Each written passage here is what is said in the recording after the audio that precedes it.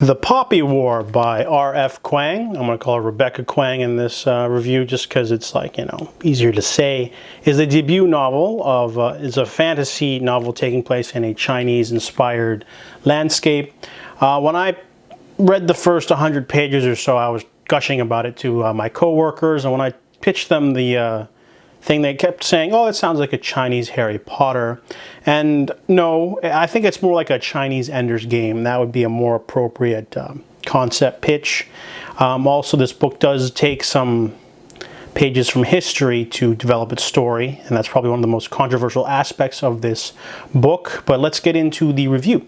So this story is about Runin Yang, Rin for short. She is a war orphan living with a family forced because, there's a law after the war displacement. Families must adopt more children in order to, keep them free labor, things like that. Rin runs a small shop in Tikani. It's a very small village in the Rooster province. There's one of 12 provinces in the large empire of Nikan. And she runs a shop. She's good with numbers. She's very studious, but her adopted parents don't really love her, and they want to marry her off to a older man so she can become a baby maker. And she doesn't want to do that, so she decides to study hard with the help of a tutor, and she can pass a very hard test in order to go to one of the many military academies. And when she aces the exam using hard work, she finds herself at Sinegard, one of the most prestigious military academies in the empire, if not the most. So this book is divided into 3 parts. The first part is the school aspect, in which Rin goes to school. She's got to learn classes and keep up. She's got to deal with bullying and being, the book explores themes of sexism, classism, and poverty, war, things like that. And part 2 shifts the entire country into a war. And then part 3 is the end of the war. So this book has a lot of great things about it. First off, I really liked the economy of story. The author, she manages to shove in a lot of exposition in a short amount of time. But the opening, first couple 100, 200 pages had me hooked. I really liked the school aspect. I liked the history. There's a rich world building of all the different people that have run the country, the different wars, the enemies that they've faced. And then the book horrendously goes into a much faster pace, though, in part 2. They are at war with Mugen, or Mujin. I'm going to say Mujin. Mujin is an island nation that is very industrious and a little bit more technologically advanced. They've attacked twice, and they've been defeated barely. So their third attempt basically has them knocking down the doors of the empire. And Rin is a soldier. And this book sort of adopts the theme of anti-Mulan. Mulan is the emperor's, what is his phrase is, a single soldier can be the difference between victory and defeat. This book's theme is like the opposite. It's like you're just a cog in the machine, like you might have, powers, but what can powers do against an invading army, like sometimes too much military might is just too much for any one person, so it's kind of like it takes a cynical sort of approach to war.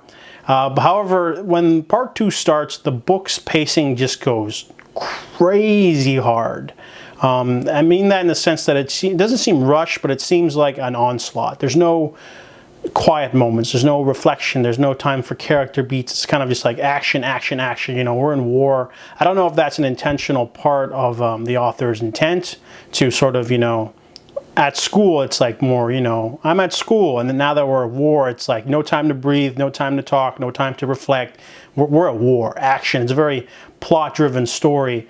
And Rin's character is, developed here and there, but sometimes she feels like she's shafted into the background. She doesn't feel like the main character of her own story until part 3. And I think the biggest controversial part of this book, though, has to be the usage of the rape of Nanking. Trigger warning. This book basically has the Muganese, basically, they take over a city and they commit terrible, horrific atrocities against the populace, just like in real life. And when I say just like in real life, I mean like, I went to Wikipedia to do a little bit of light reading, and like, the author basically just took those events and put it right into her book, which feels a little cheap. I mean, the rape of Nanking is a very large cultural thing that all Chinese people know about, and they learn about it in school and things like that. And, you know, it's always strained the relations between Chinese and Japanese. But Mujin in the book is very, like, they're not developed. They seem like a very one-dimensional evil empire nation. I mean, you meet the emperor once, you meet a couple of soldiers in 2 scenes, and then boom, they're committing genocide, and they're just straight up, you know, butchering children, and they're doing all these horrific things, and it feels a little, you know, a little bit exploitative. Mainly, well, I mean, that the author Rebecca Kuang is of Chinese descent, so it's like, does that give her a free pass to use, you know, a terrible atrocity from human history into her fantasy novel? I'm not sure. It's kind of a gray area, because, like, let's say I was a young Jewish writer and I decided to do a story about a kid going to a military academy and then the Holocaust happens, essentially. That would just, it would seem a little bit kind of, you know, wrong. And I mean, it's also putting a big light on human history. I mean, there's so many atrocities that have happened in every country, like Cambodia, Vietnam, you know, just there's so many. And like, for her to just, you know, take it word for word and make it a plot point in a book, it just seems a little bit, I don't know, I don't know the word for it. It just feels a little, I don't want to say cheap again, but it does feel a little bit like, you know, she's just like, I'll just take that terrible moment of human history and put it directly into my book. No guns, they'll use swords instead. Moving on. Part 3 then also takes another part of human history, one of the experimental chambers that the Japanese used. It feels like another usage of exploitation a little bit. But then the ending gets really rushed, and it does copy a lot of the plot elements of Ender's Game. A lot of people are going to say, no, it's more like The Name of the Wind or Harry Potter, because, you know, the protagonist is going to a magic academy.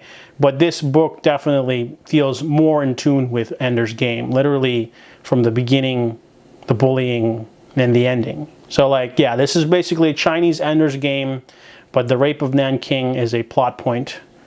So, I mean, that's it at its barest bones. Some people might not like that. Me, I like the fast-paced nature of the book. I like the magic elements. I like the characters. I like the how, like, certain characters won't return because, you know, it takes place in a very feudal China where, you know, it takes like weeks by horse to get to another part of the country. So she might never actually see some people again that, you know, that were a big part of her childhood. And that's realistic, you know, like sometimes you just don't see people again. You don't have to bring them back. It doesn't feel, you know, they're just there to serve the plot. They're there to help her, and they may never return, but that's just life, especially because the country is plunged into war. But I just definitely did not like the fact that the country of Mujin was basically just a sort of, you know, facade for Japan, basically. They might as well call the country Nepaj, or, you know, it's like that scene in Batman v Superman where Superman flies to Nairobi instead of Nairobi because they didn't want to paint Africans as violent, so we'll just change one letter of a real country, and now it's a completely fictional country. We've washed our hands of this situation, right? I mean, you could at least come up with an entirely new name for the African country that sounds, you know, African rather than just changing one letter. So because, you know, the villains in this story are very one-dimensional, the story does feel really, you know, like it's trying to demonize Japan in a way that's not.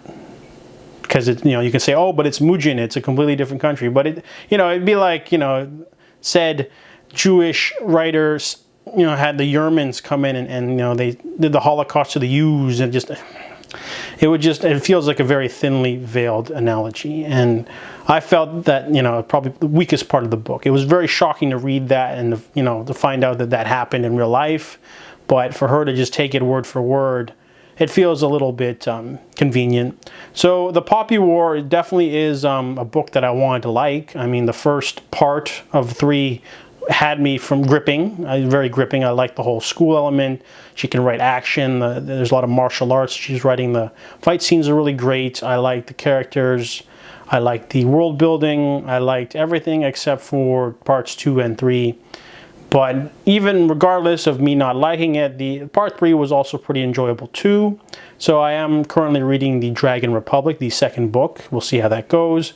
And if that book is good, I'll also check out book 3, which comes out later at the end of 2020. So The Poppy War is a very divisive book. There are a lot of people that don't like other aspects of the book that I will not get into, such as Rin's choice of her own body. Some people were totally turned off by that. I didn't really care. It's not really something that matters in the long run because they never mentioned it again. Maybe that's probably the reason why people didn't like it. But I really enjoyed the characters and everything. I liked the pace and like the dense, heavy history. But when the book sort of went into war mode, it sort of dropped her off in the middle of this conflict, and she felt like watered down, her role anyway. And then, you know, they had the whole, you know, using a genocide as a plot point, but very, you know, didn't do a lot of research, didn't do her own thing, just picked something from the history book. And then the ending's a little rushed as well. And then, of course, you leave off for a sequel. So those are my thoughts on The Poppy War, the debut novel by Rebecca Kuang.